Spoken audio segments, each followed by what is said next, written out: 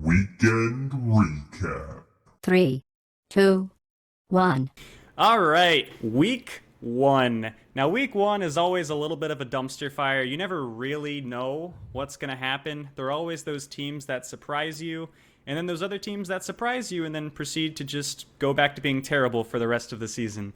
So, talking about Don't at teams me like that, dog. Don't at me like that. talking about teams that should be terrible but surprisingly weren't, what do you think about the Cowboys and the Buccaneers?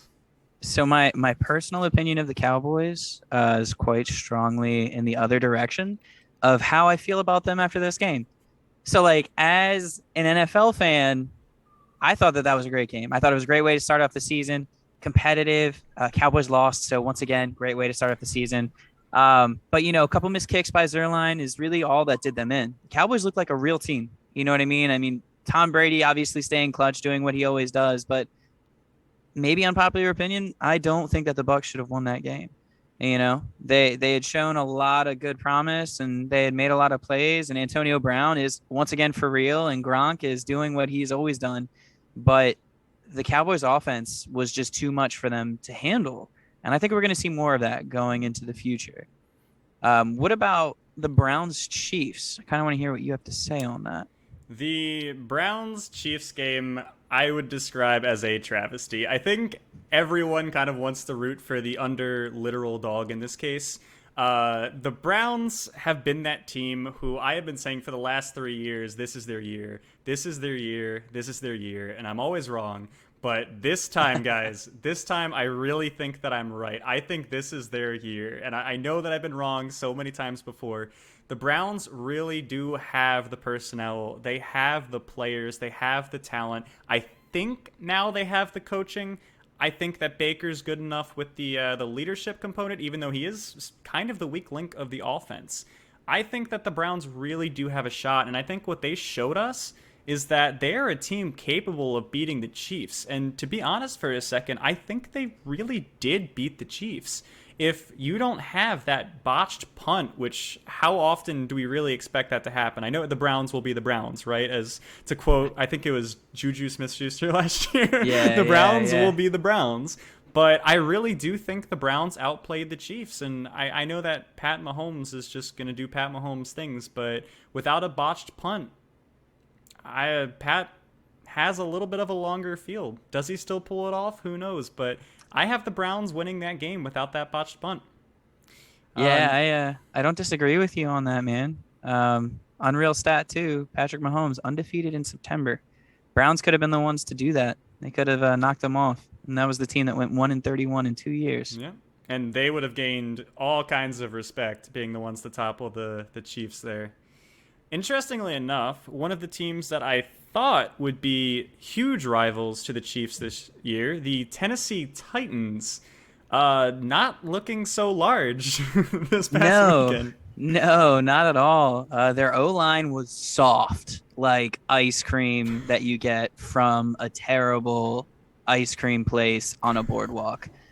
Bad analogy. I'm not known for great analogies, but that's what we're going with. So they were bad. I mean, there's no other way to say it. I mean, Derrick Henry couldn't get going early. You know what I mean? He didn't have the opportunity. He didn't get a ton of carries, didn't get a ton of touches. Ryan Tannehill, that fumble kind of did him in earlier in the game. And there was a lot of different things that Titans fans over the past couple of years aren't used to seeing. Mm-hmm. They looked like the Titans team from 2017, 2018 with Marcus Mariota at the helm. Not so much the Titans team in 2019, 2020 when Ryan Tannehill took over and really kind of changed things for everybody. Funny, too, because Taylor Lewan, the starting left tackle, I mean, he's coming off a torn ACL. It's his first game back. But starting left tackle tweeted out an apology to all of the fans on Twitter. And in the process of doing so, there was like 50% of the fans were like, don't worry about it, Taylor. We know it's just your first game back. You're going to be great. We know you're going to turn around. And the other 50% were just like, dog, you're terrible. Like, what did you do? Why do you suck now? Like, you need to be better. Stop drinking at hockey games and start like playing football the right way. Yeah. So yeah, and Chandler Jones, 5 of the 6 sacks. Dude dominated that line, specifically Luan, man. That's why Luan had to apologize, because he was the reason why that happened. Yeah. And it um, to bring up kind of a convenient comparison, it reminded me a lot of this is a segue by the way. It reminded me of the Bengals Titans game from last year. I don't know if you yeah, remember that, but the Titans were the heavy favorites. The Bengals came out of nowhere and spanked them, and everyone sat there like, why is Derrick Henry not at an all you can eat buffet just destroying these guys right now? It was absolutely wild that the Bengals could put on a performance like that, and I think that a lot of people felt the same way for the Cardinals. But speaking of the Bengals, they kind of took it to the Vikings last weekend. they did, and it was weird because to start the game was kind of bad to start out. You know what I mean? Like it wasn't super promising on either end. You know, the Vikings start off with they score a touchdown, and then the Bengals drop that 50-yard bomb to Jamar Chase. So it's 7-7, and then the Bengals just kind of started to take over. End of the second half, they scored that next touchdown, 14-7 going into the half.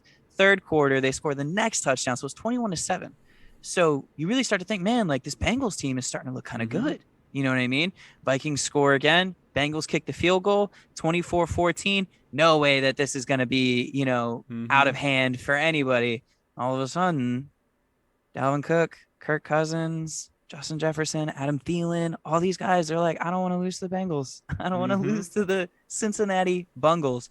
And they go into overtime. Going to overtime, almost tie until it was that phantom fumble, right? Like maybe not a phantom fumble, but Yeah. kind of questionable one by Dalvin. Yeah.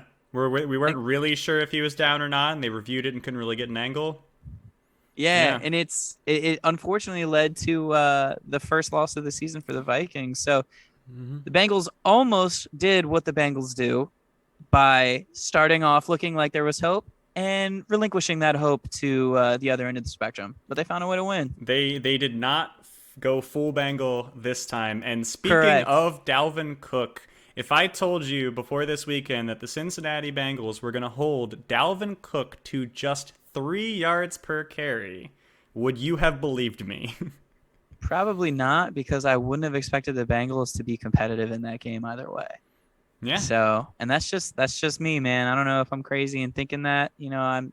I'm a believer that they're getting better and that their offense is looking good, but I don't have a lot of faith in that coaching staff. And I don't know how much Yeah. faith I have in Joe Burrow's mental faith in his knee. That's a lot of faith to throw in a sentence. And Yeah. I'm not a religious man. So But my apologies. week one, we can only evaluate that. And so far, Joe Burrow, he looked pretty good. And I thought it was appropriate that Chase was the one to get that massive bomb to the end zone because a lot of people were starting to doubt him. Yeah. And week one is so difficult because you try to figure out who are the bad teams. And you think you know who they are. And then you got a team like the Texans. You're the Yeah. worst team in the NFL. You're number 32. You are the trash can, the just lit on fire, dumpster fire of the NFL, not only in your personnel and your coaching staff and your GM decisions, but also legally. You got all kinds of issues in that locker room. You got a guy who you're trying to get 6 players and or picks for who they don't even know if he can legally play this year. They should be the worst team in the NFL, but I think they may have relinquished that number 32 spot to a different team this past weekend because wow, did they spank the Jaguars. Yeah, the Jaguars looked bad. I mean, so I'm more involved in like observing on Twitter versus like actually being useful to the culture. But like I pay attention to a lot on Twitter, and my favorite Twitter follow is RayGQ, and he has been talking for a while about how he expects Urban Meyer to be out of his depth and to not do what people want him to do. He was a college coach who's the whole like oorah college mentality, and it's just not going to work in the NFL. And there were Mm-hmm. reports literally yesterday after the loss that Urban Meyer is having a hard time controlling his temper, and that players are like, yo, I'm a grown man. Yeah. You're not going to talk to me the way that you want to. And also, like, the Jags were the worst team in the NFL last year. Not super surprising to see that they are probably the worst team in the NFL this year as of right now, Yep. too. But Yeah, much like you, I was really expecting Houston to come out and get blown out 49-0. Trevor Lawrence throws 7 touchdowns. Yeah, Mm. I quite a few surprises. I guess the Jaguars are still the Jaguars, and we I know that we like to put Trevor Lawrence up on this pedestal, but I think it's kind of the Joe Burrow effect where we look and we say, oh, this is a once in a lifetime talent and he's going to carry the team. And it's, by the way, you still need an offensive line. You still need a defense. You still need all Yeah, these other people. You can't just put a long haired like college kid in there and expect him to just change everything. yeah. So It's rough. not like it's not, and I know we talk football here, but it's not like basketball where you throw in a superstar, two Hmm. superstars. I mean, that's 20 to 40% of your entire starting play. And I get that everybody else has minutes, but in football is 11 people. So Hmm. honestly, the Jags may have done one of the worst things, at least for Trevor Lawrence, which was draft Trevor Lawrence. I wish Trevor Lawrence would have ended up somewhere that had a line and no defense.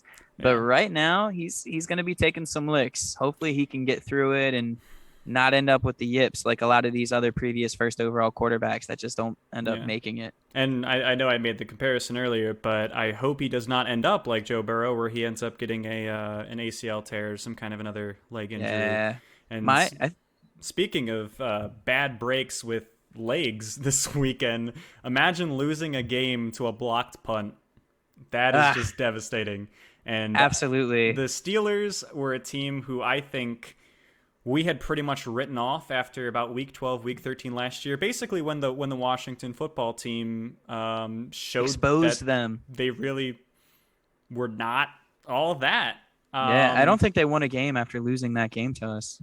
I'm pretty sure that they lost every game after that because they were I undefeated. I believe they did end up 11-5, and I know they lost to the Browns. I don't remember if they had a game before that, but their season basically went up in flames.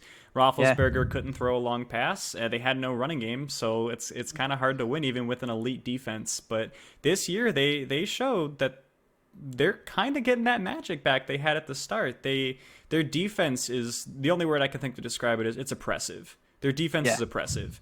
yeah, And to shut down the Bills and make their offense struggle like that is truly a feat. yeah. And they still have the special teams and the defense to carry. And they showed even if their offense isn't firing on all cylinders, they can still win games against top tier teams. Yeah, I mean, the Steelers' defensive backfield is one of the best in football. Minka Fitzpatrick, that pass defense that the Steelers have, I think is one of the most impressive things about that defense and about that team. You know what I mean? Like it's hard to get anything by them. It's hard to Mm-hmm. get anything through them. And then you kind of throw in the fact that like their offense didn't really do much. Najee Harris was hit at the offensive line or behind it Mm-hmm. 75% of his runs, which is scary to think Yes. about because they're going to need whatever that they can get. But was it a case of the Steelers looking that good, or was it the Bills looking kind of like the Bills? I'm not so sure. I mean, Josh Allen did not look good. And He did once look again, rusty. he did. And that's like a lauded defense that we've been talking about, top 5 defense probably in the NFL. But questionable that they weren't able to do more with all of the weapons that they have on that offense. Yeah. Even against a top defense like the Steelers, I still expect Stephon Diggs to break ankles and get touchdowns all game. Every Yeah. time, and it just wasn't happening. So, but I mean, it's week 1. I'm sure they'll Mm-hmm. correct the ship. So to close out the weekend recap, who were you most impressed by? Oh man, um, I would probably say the Chargers, and not just because they beat Washington, Mm-hmm. but their offensive line was truly dominant. It's unreal because I mean, 3 of their starters they just got this offseason. So like they haven't had a ton of time to mesh and to be together, but what is considered to be one of the best defensive lines in all of football, or maybe the best, is that's like the strength of Mm-hmm. Washington's football team. Chase Young, Montez Sweat, Deron Payne, Jonathan Allen, Matt Ioannidis, all these different guys who can get pressure, who can hit, who can shed, and they play good run defense. They only got pressure 12% of the time on 12% of dropbacks. That's crazy. And then outside of Herbert's ugly Mm-hmm. red zone interception, Yeah. he was unreal. The ball just flies out of his hand. So I would say probably the Chargers were the most impressive team that I got to watch, um, along with the Cowboys. What about you? I would agree, actually. I think the Cowboys, and I know maybe this is just a little bit of prime time, first game of the year, spotlights are on you bias. Maybe it is, but the way that they took it to the Buccaneers and made that a competitive game, and let's be honest, they could have won that. That Yeah, it's a kicker, and I know that the kicker, one of the most important roles on the team. You can't say, oh, but if they had a good kicker, because they didn't. In yeah, the same way that the Ravens have won who knows how many games on Justin Tucker's foot alone, not every team is blessed with J Tuck. So yeah. it's unfortunate Big seeing it go trust, down right? like that. Yes, but I truly think after watching that game, Dacky P and the boys, they have a legitimate chance of being a playoff team. I I'm think pretty they have sure a chance to win their division. I agree with you, and it hurts my heart to say it. And it's not just because I need to lose some weight, but it actually hurts my heart.